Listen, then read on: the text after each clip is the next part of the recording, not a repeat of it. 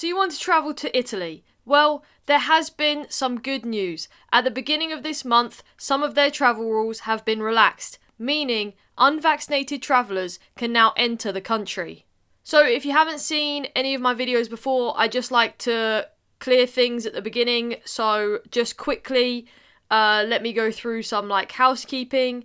So first of all, everything I mention, I will link down below. I'll link all the important websites that you need. Anything I mention, it can all be found below. Also, any links below that you see that are for testing, they're probably from a UK point of view. So if you're watching this from the UK, in the description you will find recommendations of places to get tested with discount codes and their prices, so you can choose the best for you. If you're not from the UK, then don't worry about those.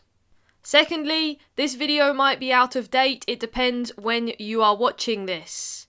I will do my best to put any updates in the description below or in the comments down below. I'll normally pin a comment. So just make sure you're checking the description and the comments in case anything has changed. On top of this, I might either miss something, or things might have changed, or something might be more relevant to you. So on top of watching this video, please do some Googling yourself. Just double check all the rules are still the same. Like I said, I will link the important websites below. Just a quick check on those and you will know if anything has changed or not. Finally, feel free to ask me any questions. You can ask them below, or you can ask them on my Twitter or even my Instagram. I will do my best to get back to you as quick as I can, and obviously to the best of my ability. So if you're confused by anything or just have a general question on how to travel to Italy, make sure you ask below or on one of my socials. If you're travelling back to the UK at the moment, you still need to fill out the passenger locator form, and we do have some videos on that, whether you're vaccinated or unvaccinated. And if you're unvaccinated, you will have to follow more rules. So I'll link all those videos down below for extra help too, if that's needed.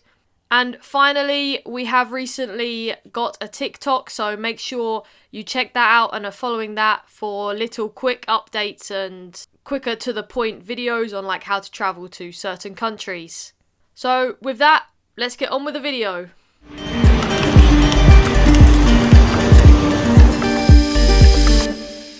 Okay, so the travel rules to Italy did change on the 1st of March. This means that you can now enter Italy if you are unvaccinated. The rules also got easier if you are vaccinated. However, if you are unvaccinated, I would really recommend that you watch the full video, or make sure that you watch the last part in this video, because things are very difficult if you are unvaccinated. Getting into the country is fine, but doing things in the country is difficult.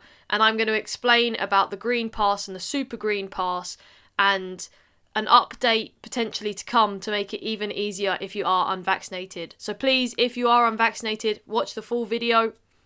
So before I talk about once you're in Italy, let's talk about getting to Italy. So you're going to need one of three things.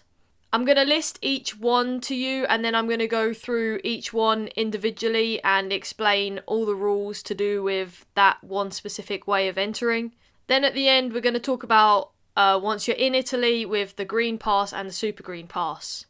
Okay, so in order to enter Italy, you need one of three things. You either need proof of vaccination, or a negative COVID test, or proof of recovery. And then on top of any of these, whichever one you choose, you must also complete the passenger locator form for Italy. So let's break each one of these down. So the proof of vaccination, let's talk about the rules for this, because there are a lot of rules for this one. So to be considered fully vaccinated, at least 14 days must have passed since your second dose of the vaccine, or one dose of a single dose vaccine, before arrival in Italy. So standard for most countries to be fully vaccinated, 14 days must have passed since your second dose of the vaccine or first dose of the single dose vaccine. If you are from the UK, you can show your UK COVID pass that's on like your NHS app. And if you're from the EU, you can show your like EU certificate thing. I think you have a QR code too. That is okay to show. So in terms of proving this, your date on the vaccination must be specified, and you need to have had a vaccine approved by the European Medicines Agency. Again, I'll link this below, what vaccines are approved by them. On top of this, the EU pretty much have this rule about if you don't have the booster and a certain amount of days, so I'm going to try my best to explain this to you. So if you have not had a booster, the second dose of the vaccine, or the original of the single dose vaccine, must not have been received more than 270 days before arrival. So you must be within 270 days of your last vaccine if you haven't had a booster, if that makes sense. If not, then you're not considered fully vaccinated. So you would have to do one of the other steps, either take a test or have proof of recovery. But if you have had a booster, then the dates don't matter. You're considered fully vaccinated no matter when you had any dose. So, just to clarify, if you haven't had the booster, then make sure your last vaccination is within 270 days. And if you had the booster, then it doesn't matter.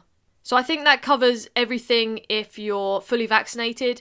So let's move on if you're not fully vaccinated. So if you're not considered fully vaccinated, you will need to take a test unless you have proof of recovery. And we'll get onto that after I talk about testing.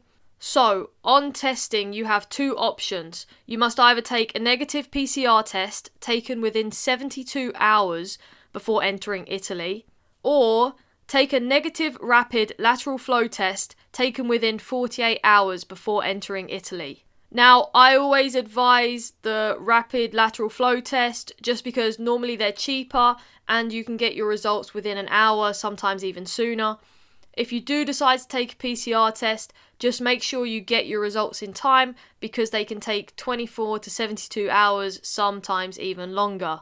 Like I said, if you're from the UK, I'll list some options below with prices and discount codes, so check that out if you're wanting to do this. And remember, for travel, if you are in the UK, you cannot take an NHS test. You will have to pay for one. So I don't really see anywhere that states what must be on the testing certificate. So I just imagine it's like normal, the basics, name, date of the test, type of test, and the result, obviously.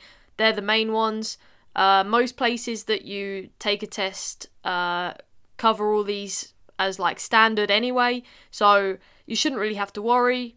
Another thing, there is no ruling on like an in-person or supervised test, so you are allowed to take a self-test. It doesn't have to be supervised. You don't have to take it in person. You can do it yourself and then follow the instructions, or if you prefer, you can do a supervised test. Both are accepted. So on to the last option. So the last option is proof of recovery. So, if you can provide a COVID-19 recovery certificate certifying that you have recovered from COVID-19 in the last 6 months, you do not need proof of vaccination or a test. So, a lot of countries we're seeing 90 days, and Italy are actually saying 6 months. So, if you've tested positive in the last 6 months, then you can just show your proof of recovery. Again, if you're in the UK, they will accept your proof of recovery on your NHS app on the COVID pass. I couldn't find anywhere that stated the type of test that must have been taken and been positive. I know a lot of countries say it must be PCR. I would advise a PCR, and in order to get a proof of recovery certificate, most companies require a PCR test. Bear that in mind if you are trying to use proof of recovery. It probably should be a PCR test. I don't know if you can use another type of test, but just make sure you have either a certificate or like the COVID pass that proves that you have had COVID in the last 6 months. And then finally, once you've decided which option you're going to choose, just one of the three, everyone will then have to complete the passenger locator form, which I will link below. Everyone must complete a separate form unless you are travelling with minors. If so, the minors can be added to an adult's form. On the subject of children, those aged 6 and up must follow the adult rules, so they must either be fully vaccinated, test negative, or have proof of recovery. Those that are 5 and under don't need anything, and there are some exemptions, and I'll give the link below. I think there's only a few. So, on to this last bit which I was talking about, which is quite confusing, and I'm going to try and explain it the best I can, and what I think is going to happen in the future. So this is like when you're in Italy. So they have something called the Green Pass and the Super Green Pass. So first of all, I'm going to talk about the Super Green Pass, because this is pretty much what you need. So if you're fully vaccinated or have that proof of recovery, you qualify for the Super Green Pass.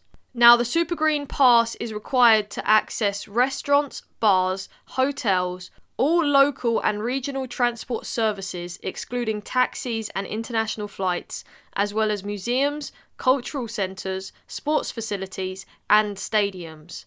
A Super Green Pass is also needed to access outdoor facilities such as restaurants, swimming pools, wellness centres, ski lifts, and to participate in celebrations following civil and religious ceremonies.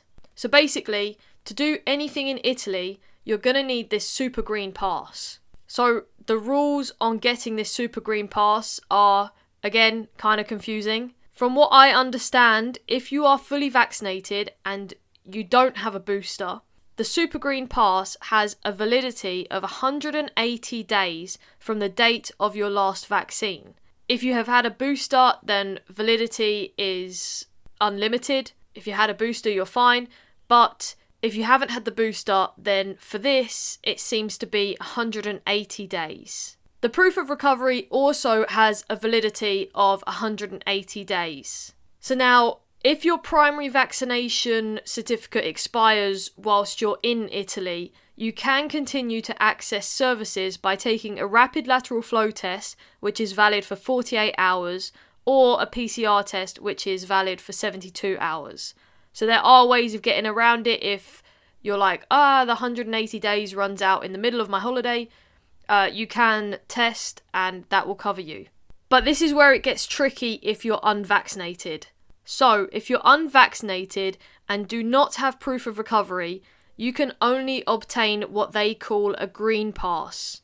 And now to obtain this, you're going to need to test every 2 or 3 days at a testing centre in Italy. But this is just a basic green pass.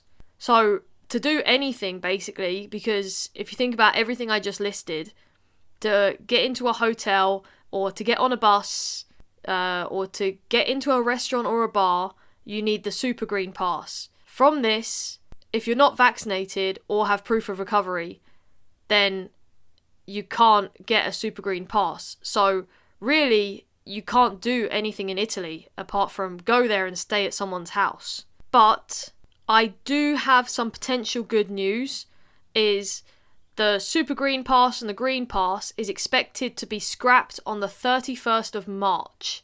I'll do my best to keep you guys updated with that. I really recommend you follow my Twitter for quick updates. If not, you can just check the description of this or in the comments below. If you're watching this after the 31st of March, I do expect these rules to have been scrapped, but obviously I can't see the future, so I can't promise you that, but I will do my best to keep you updated. So, if you are unvaccinated and want to travel to Italy, it's doable, but is it really worth it? If I was you, I would hold off on booking those flights until the 1st of April until we know whether these rules are going to change or not, or if they're going to be relaxed, or if there's a way of unvaccinated people obtaining a Super Green Pass somehow. One last thing, children aged 11 and under are exempt from presenting a green or a Super Green Pass. So if you have children under 11, then you don't really need to worry about that part. You just really need to worry about yourselves. And I really hope I covered everything, and explained it in simple terms, because when I was reading it, it was very confusing, especially the stuff with the green pass and the super green pass.